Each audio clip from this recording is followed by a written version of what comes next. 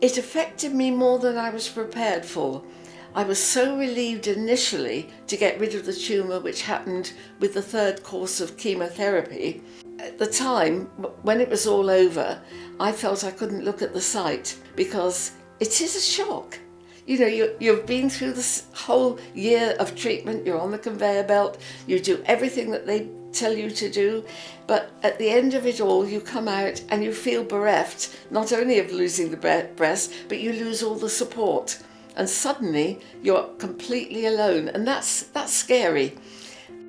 The matter that they actually removed during the operation and the excavation and everything they had to do to remove all cancer cells made it very, very invasive. So I needed a very large prosthesis, and it was very heavy. They had an outsider coming in to show us all the options, and they issued us with catalogues of various bras that you could wear and that sort of thing. But there didn't seem to be any choice. You had a prosthetic or you didn't. When I actually held one for the first time in my life, the weight of it bothered me, obviously, but it felt so cold and it had a slimy consistency, and I didn't like it. I didn't like it at all because it didn't replace my lost breast. The lady then gave me a cover to put on it, but they're beige, they're quite hard fit to get on, and were rather off-putting. I thought it would be something soft and pink and silky and more like me, and it wasn't. Being so large-breasted, I mean, I'm a 42G, that is big, but I try to disguise it if possible, but when you're that size, it's not. In the summer is the problem. Sundresses, swimsuits, sun tops, camisole tops, they all present a problem because it's so big. There was no bra to fit the prosthesis that I ended up having, and that was distressing because they do move.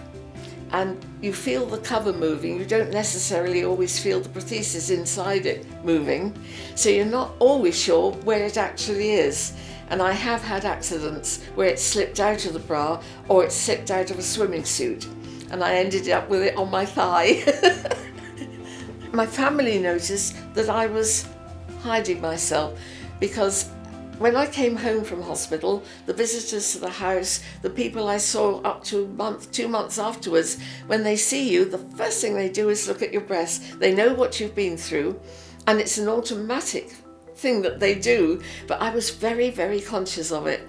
And I was very conscious that first prosthetic was so heavy, it was weighing me down, and I ended up compensating for it by walking slightly one-sided and bending forward because it was uncomfortable on the breast. So I was an old woman bending low, walking on the side.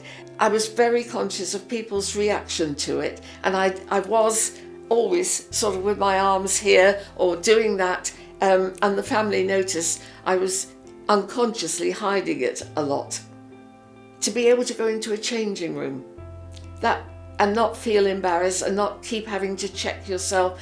I think there is an embarrassment side to it, and this shouldn't be because it's helping a problem. It's lovely to think somebody is concerning themselves with it, and with all the new treatments around, with all the new means of making a light prosthesis is really exciting.